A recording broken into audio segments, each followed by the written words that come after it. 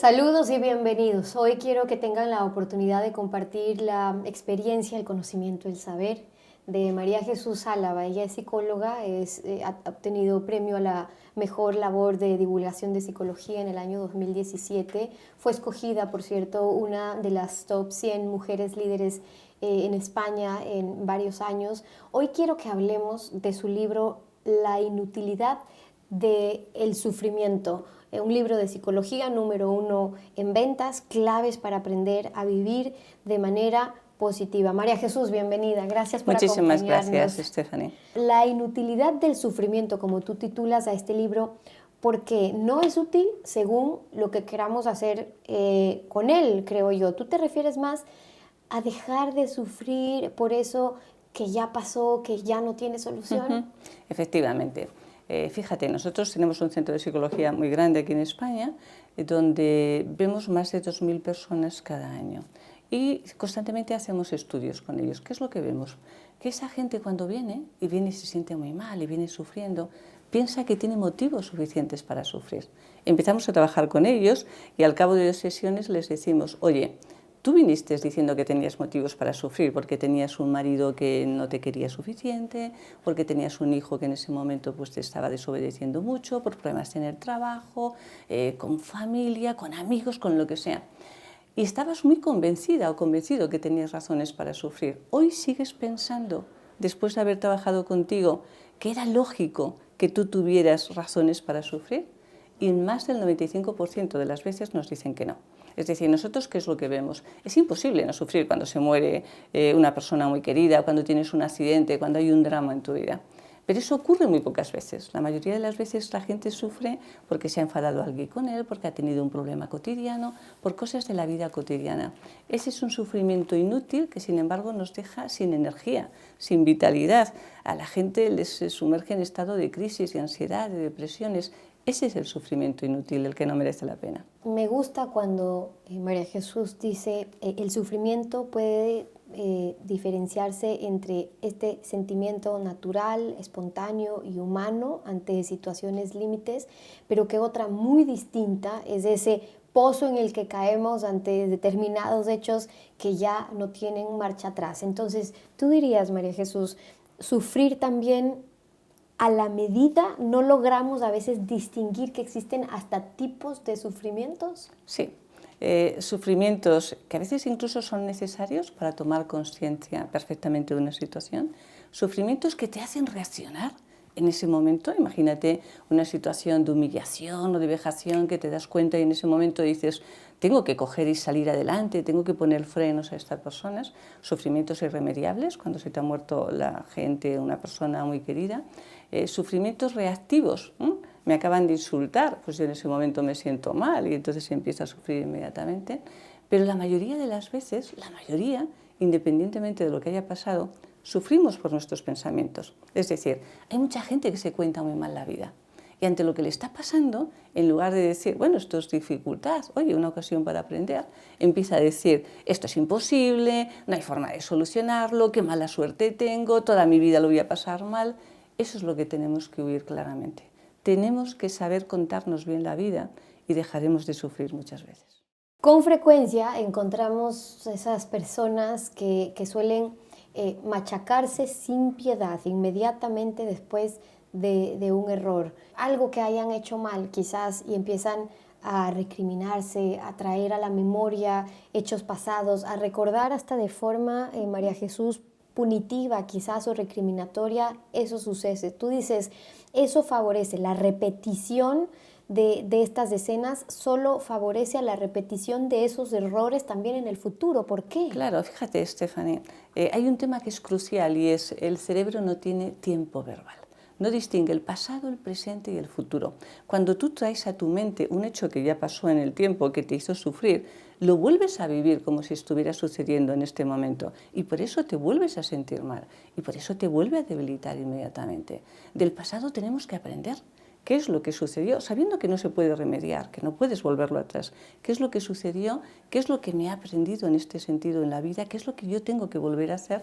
Pero el traernos constantemente hechos en los que nos hemos sentido mal, lo único que hace es que nos empobrece como personas, nos debilita en nuestra respuesta y sobre todo además es un sufrimiento tan inútil, tan absurdo, tan estéril y tan injusto muchísimas veces. Víctor Frank decía, si no está en tus manos cambiar una situación que te produce dolor, siempre puedes escoger la actitud con que afrontes ese sufrimiento. De ese sufrimiento por el que hoy muchas de las personas que nos ven están pasando, podrían salir, María Jesús, cosas buenas. Hay que tocar o hay cómo tocar fondo, pero para tocar y tomarlo como un impulso, ¿con qué hábitos? Que nos haga reaccionar de alguna manera, ¿no? Siendo muy conscientes de nuestros pensamientos. Fíjate, no todas las personas que sufren son las que tienen la vida más difícil. Hay personas que te vienen y te dicen, no tengo por qué quejarme, tengo una familia, tengo un trabajo, tengo unos hijos que me quieren, tengo amigos y sin embargo lo paso mal. Y hay otras personas que te dicen, desde pequeño en mi vida no he parado de sufrir porque todo realmente va mal. Y lo primero que le decimos es, ¿por qué no te empiezas a contar la vida con objetividad? ¿Por qué no empiezas a escribir cuando te sientes mal? ¿Qué es lo que estás pensando en ese momento y qué reacción estás teniendo? Y eso lo vas a hacer durante una semana. Y al cabo de la semana, cuando tú cojas y leas, te vas a dar cuenta cómo hay una serie de pensamientos que son como dardos que te lanzas al corazón, que constantemente te están dejando muy débil, que además son tremendamente injustos, pero que te los estás creyendo. Y esos son los que realmente te hacen sufrir. ¿Qué puedes hacer? Ser consciente de tus pensamientos, ser conscientes que los puedes parar y que lo puedes cambiar, lo que en psicología llamamos la confrontación de pensamientos, por otros muchísimos más racionales. Por ejemplo, te cuento, mira, un error muy frecuente, estamos en España, un error en España es el catastrofismo. La gente con mucha frecuencia dice, esto es terrible, es horroroso, es espantoso, y tú le dices, vale, si hoy es horroroso porque has tenido un mal día y tú sales a la calle, tienes un accidente y te quedas parapléjico, ¿cómo lo llamas? Si ya era horroroso el día que has tenido. Tenemos que aprender a relativizar las cosas, igual que tenemos que aprender a no confundir deseo con necesidad. El lenguaje es muy importante. Cuando tú dices, yo necesito que mi marido me escuche, te lo digo porque en parejas es algo muy frecuente, yo necesito que mi pareja me escuche. Y tú le dices, si tú me pones la palabra necesito, tu mente cree que lo necesitas para vivir.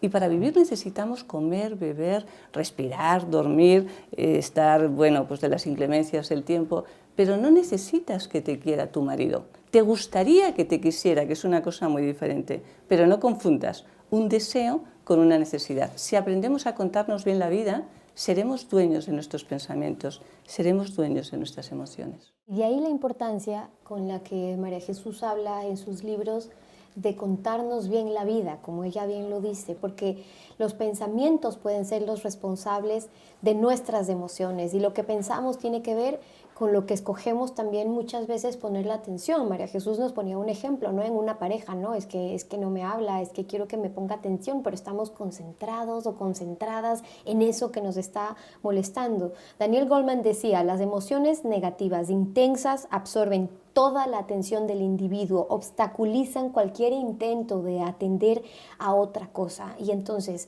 eso que observamos, que pensamos, está acaparando nuestra atención, pero de alguna manera atrayendo también esos mismos pensamientos. Claro, ese es el problema fundamental. Es como si nos estuviera llamando, ¿no? Nos estuviera llamando a sentirnos mal permanentemente. Es decir, podemos elegir ante una situación lo que pensar. Podemos elegir aprender de ella, podemos elegir decir, bueno, esta es una situación difícil, oye, es un estímulo intelectual, a ver cómo consigo solucionarlo, o podemos decidir que nos hundimos, que nos dejamos caer, que tenemos razones sobradas para sufrir. Hay personas que se pasan la vida con esa actitud de victimismo, que piensan que es que la vida ha sido tremendamente injusta y que nada les puede suceder. Son personas que terminan resultando muy pesadas para los que están realmente alrededor y son personas que no saben enfocar la vida. Es una actitud en el fondo muy infantil. El niño pequeño nace mucho más sabio. Ante una dificultad lo vuelve a intentar 1, 2, 100 veces. ¿Tú te imaginas a un bebé? Un bebé cuando quiere empezar a caminar, ¿cuántas veces se cae antes de conseguirlo? Hay muchísimos adultos que serían incapaces de hacerlo. La actitud que tiene un bebé es una actitud de creer en él mismo, que tiene esa posibilidad de conseguirlo a pesar de la dificultad. Hay muchos adultos que no se dejan, no solamente ante las dificultades, no dejan que surja lo mejor de ellos mismos, sino que no saben utilizar su mente y sus emociones, que son sus principales enemigos. En la inutilidad del sufrimiento lo que yo digo es, ¿por qué no aprendemos de verdad cómo funciona nuestra mente y le damos los caminos que necesita para sentirse bien? No es tan complicado cuando llega un momento que sabemos muy bien cuál es un poco el funcionamiento del ser humano. Resalto ahí la importancia y por eso la intención de estos espacios de saber gestionar nuestras emociones, nuestros pensamientos y estando conscientes de que el sufrimiento, como nos dice María Jesús, es opcional, incluso es una emoción que podría ser evitable. María Jesús habla casi del 90, del 95% de las veces nosotros podríamos evitar ese sufrimiento y nuestra mente no distingue si es que es pasado, si es que es presente, si es que es futuro. Pero ¿qué pasa, María Jesús, cuando pensamos en algo triste, quizás algo traumático que nos ha ocurrido las miles de personas que de hecho ven este programa porque buscan encontrarle sentido también a su vida después de algo, pero al pensar en ese trauma o una pérdida irreparable, con solo pensarlo ya reviven el dolor? Hay muchas personas que nos piden ayuda cuando lo pasan mal, ¿no? Y dicen, ya, pero yo quiero saber exactamente lo que me pasó, quiero aprender y quiero profundizar. No quiero salir y que sea una falsa salida. Siempre desde la psicología les decimos algo. Si quieres profundizar en lo que te pasó, primero vamos a conseguir que estés bien ahora, en este instante, porque si no, no vas a ser en absoluto una persona objetiva. Y para estar bien lo que tenemos que hacer es quitar ese foco en aquello que te está preocupando tanto, porque abrir una herida y hacer que sangre y sangre, lo único que suscitas es una hemorragia y una mayor debilidad. Solo cuando tú estás bien eres capaz de analizar un hecho pasado y aprender realmente de él. Esta es un poco la gran diferencia. Psicología y corrientes que piensan que cuando una persona está mal tienes que tirarse años y años y años dándoles vueltas a las cosas. Yo llevo 40 años ejerciendo, Stephanie, y te puedo asegurar que esto es un error. Cuando una persona está mal, le tenemos que ayudar a que esté bien. Y cuando está bien es cuando podrá analizar, recapacitar y realmente aprender. Y la gente que está mejor en la vida, te das cuenta que ha conseguido algo, que es disfrutar de las cosas pequeñas, de esas cosas sencillas que nos suceden cada día y que a fuerza de tenerlas llega un momento que no las valoramos. Es poner el foco en aquello que tenemos y no en aquello que realmente necesitamos en este instante. Es poner el foco en lo que podemos conseguir, en lo que creemos en nosotros y no tanto en lo que nos falta. Es poner el foco en la alegría y no en la tristeza. Y eso depende siempre de nosotros. Y cuando depende de nosotros lo que pensamos, y hablas de cómo percibimos también la realidad, escribe María Jesús que el ser humano por principio se siente más feliz cuando consigue una meta difícil, que cuando logra algo rápidamente y sin dificultad. Y quizás a ustedes les puede haber pasado, que incluso algo que puede suponer algo mucho mejor que otra cosa, pero no, como esto me costó tanto, lo valoro, y esto que fue tan fácil, pues así significa más, no me vale tanto. Pero en uno de los casos de tu libro, en los que tú cuentas, por ejemplo, la experiencia de un doctor, más bien de un alto directivo primero, que pierde su trabajo, su familia, están expuestos ahora a nuevas condiciones, pero él mismo concluye que esta experiencia hace que su hijo aprenda a ver una nueva realidad. Ya no era tan fácil. Claro, efectivamente. Tú fíjate que esto a veces es como una paradoja del destino, ¿no? Es decir, hay personas que dicen, lo han tenido todo tan fácil, que no lo valoran. Es más, que son infelices. Y personas con muchísimo menos, que les ha costado un gran esfuerzo, se sienten infinitamente mejor. En los niños lo vemos. Tú ves a un niño que quiere algo y que se lo das inmediatamente y se le pasa el entusiasmo. Quiere algo y le dices, vamos a ver cómo lo conseguimos, pero tú te tienes que esforzar. Yo te voy dando puntos, o te voy dando cromos, o te voy dando tarjetas. A medida que la dificultad aumenta, aumenta su bienestar, fortalece su autoestima, trabaja los recursos ante la vida. Son situaciones tan distintas, por eso el gran drama que tenemos hoy en día es que, por ejemplo, con las nuevas generaciones las hemos sobreprotegido, las hemos dado todo a cambio de nada. Y llega un momento que empiezan por no dar valor a las cosas y terminan por no dar valor a las personas. Esto es uno de los mayores dramas que realmente tenemos. Tú estás convencida de que Nuestra felicidad depende de nosotros mismos. De hecho, noto en tus libros que es parte del mensaje que tú quieres transmitir, no necesariamente de nuestras circunstancias. Pero ¿qué pasa? Y déjame colgar en esa última parte, nuestras circunstancias, porque habrá quienes nos están viendo ahora y me dicen, bueno, pero de las circunstancias, es que a mí me ha pasado A, B, C, D, que la vida nos sigue dando golpes, que siento que el mundo está conspirando en mi contra. ¿Qué dices, en cambio, cuando las circunstancias no acompañan, aun cuando se sabe en la teoría? Claro. Fíjate, me comentabas que habías entrevistado antes a Irene Villa, una persona increíble absolutamente. Fijémonos en las circunstancias. Pero esas personas cuando te dicen, ya, pero yo tengo unas circunstancias dificilísimas en la vida, y tú dices, vale, cuando tú eras un adolescente, tuviste un atentado y te quedaste sin piernas en ese momento, te quedaste casi sin los dedos de una mano, todo tu cuerpo absolutamente magullado, no daban nada por ti, los médicos pensaron, va a ser una crueldad que esta niña realmente pueda seguir viviendo. Nos imaginamos algo más duro en ese momento y tu madre que va contigo se queda sin una mano y sin una pierna en el mismo atentado. ¿Puede haber algo más tremendo para una niña deportista que en ese instante se convierta, toda su vida se sienta tan condicionada? ¿Cómo reaccionó ante esas circunstancias tan difíciles? Cuanto más difíciles son las circunstancias, más tenemos que reaccionar con lo mejor que llevamos dentro, porque es la posibilidad que tenemos realmente de superarlos, no solamente de superarlos, sino de, tenemos las circunstancias que sean, adaptarnos realmente a ellas. Esto lo tenemos muy estudiado en psicología, Stephanie. Es decir, las circunstancias solo pesan un 10% en nuestra capacidad de felicidad. Hay una parte muy importante que es la persona, el temperamento con el que naces, y hay otra que es la actitud que tú tienes ante la vida. Ante las mismas circunstancias, nos marchamos a la India, por ejemplo, la mayoría de las personas no tienen las necesidades básicas cubiertas, o determinados países del tercer mundo. Y tú no ves infelicidad en esas personas, porque aprecian mucho lo que realmente tienen. Y tú te marchas a los países nórdicos, en Europa, donde tienes los niveles de bienestar más altos, las rentas per cápita también más altas, y es donde tenemos el mayor índice de suicidios. Luego, ¿las circunstancias son tan importantes? No. Es la actitud que tú te tomes ante la vida. En las peores circunstancias hay personas que pueden conseguir ser muy felices. En circunstancias muy fáciles hay personas que están aburridas, distraídas, amargadas de la vida.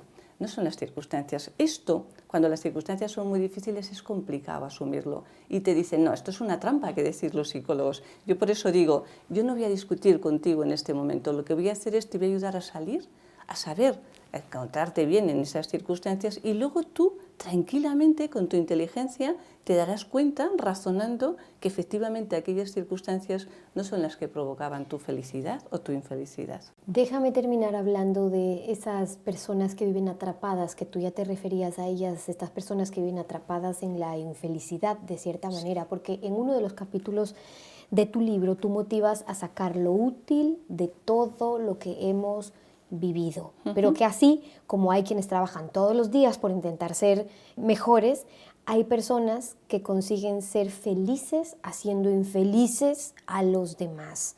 ¿Qué sugieres tú en esa convivencia? Vamos a ver, esas personas que las hay, que constantemente quieren ser centro de atención, en el fondo tú dices, ¿qué les pasa a esas personas que machacan tanto a los que tienen alrededor?